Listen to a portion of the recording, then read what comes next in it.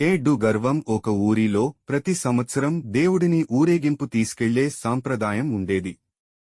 ప్రతి సంవత్సరం ఊళ్ళో వారంతా పండగ చేసుకుని పూజలు చేసి ఊరేగింపు కోసం అన్ని వీధులు శుభ్రం చేసి ముగ్గులతో, తోరణాలతో, పువ్వులతో చాలా అందంగా అలంకరించేవారు.